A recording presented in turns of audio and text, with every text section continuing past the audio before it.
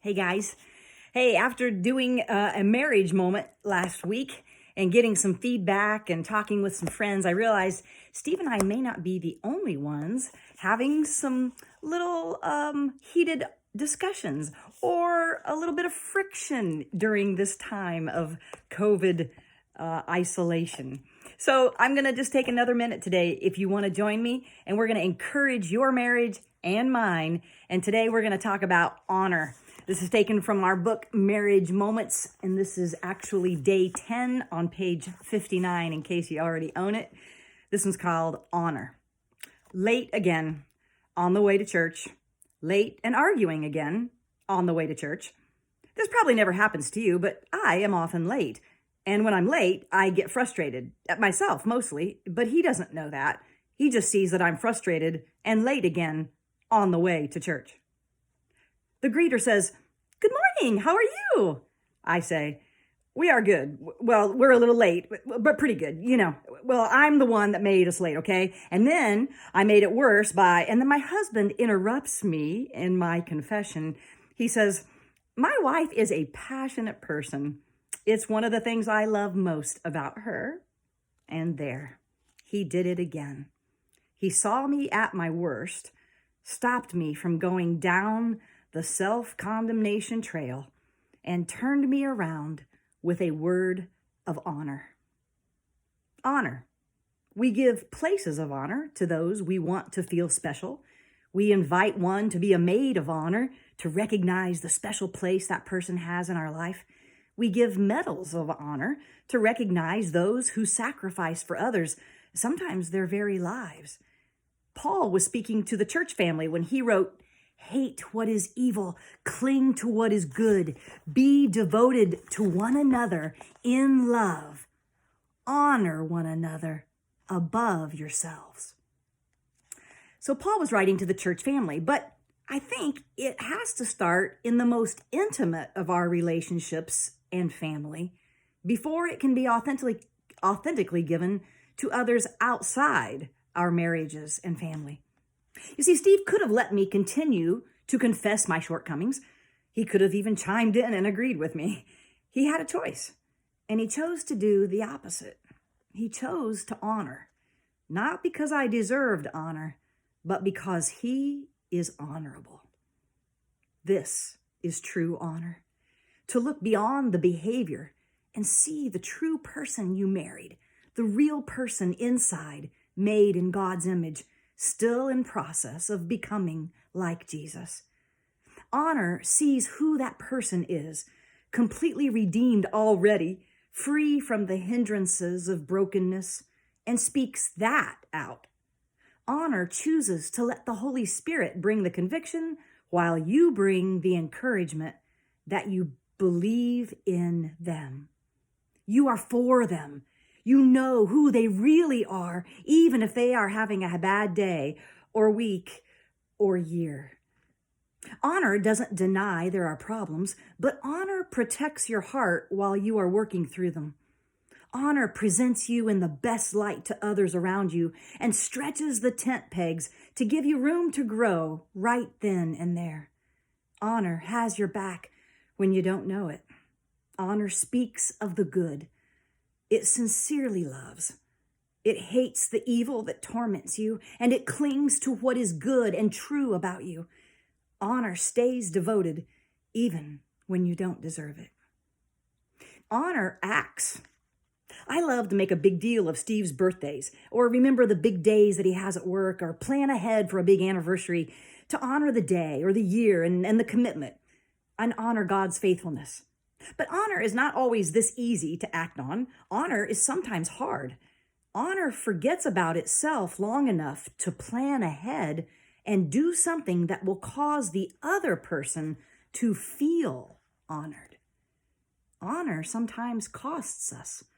It chooses to sacrifice self to honor another. This is why they give medals for it. Honor the other above yourself. Honor speaks. Honor encourages. Honor thanks. Honor tells others of your best and your successes and your joys. Honor is given. It is a gift. Honor calls out the gold in you. Honor waters the seeds of greatness in you long before they have sprouted or have borne any fruit. And then honor changes you. It causes you to want to become that which has been honored in you. It compels you to believe that maybe you could be. Maybe it's possible. Honor makes you think differently about yourself, like you want to be that honorable. We all go through times when we're not being our true selves, when our behavior or our emotions are out of alignment with who God made us to be and what is best for us. Maybe your spouse has forgotten who they are, and you have felt helpless, but you're not. You see, honor can remind them. You can honor them for who they are, not for what they're doing. Honor them for who you know they are meant to be. Honor the good. Speak out sincerely what you do love about them, what you see that God has put in them, how you see what they bring to this world. They may just begin to believe it. They will want to honor your honor. God has honored us by honoring His word. He has kept His word to us. He has continued to be faithful even when we are not. He will continue to believe in us and give to us and honor us, not because we are always honorable, but because He is. May you partner with your honorable God today to honor the one to whom you are married. Romans 12, verses 9 and 10 says this: hate what is evil, cling to what is good, be devoted to one another in love, honor one another above yourselves. Romans 12, verses 9 and 10. Now, if you'd like to take this a step further today, this little book of devotions has actually some action steps where you can, in your marriage moment, actually take a moment to do something about it. Number 1, want to get a pen? Ask God for ways to honor your spouse. Wait and listen after you ask.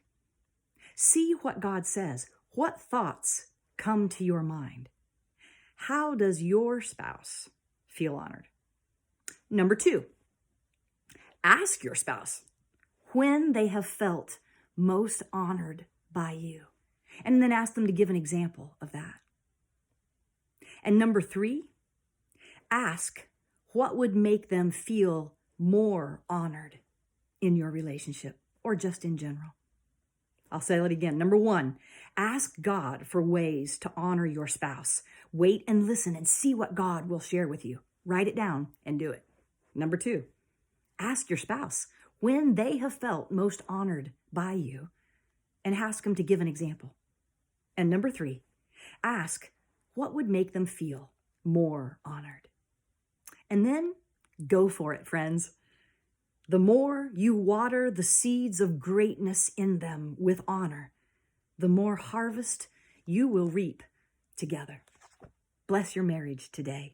Oh, and by the way, if you want a marriage book, or if you're looking for a Mother's Day book, a Mother's Day gift to give, this would be a really cool way. Most women love to get things that actually have to do with your marriage and your relationship.